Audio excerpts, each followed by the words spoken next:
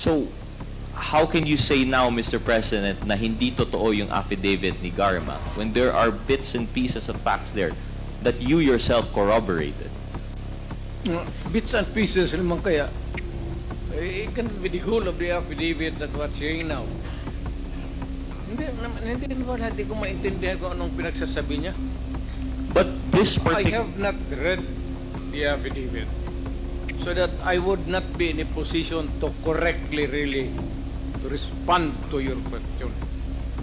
I am at a loss kasi ikaw yung may hawak ng... So you are now trying to investigate me. Para kang investigador. Yung may hawak ka ng affidavit dyan, executed by another person, and you're trying to confront me with the statements made in that affidavit, and you're trying to exact an answer from me.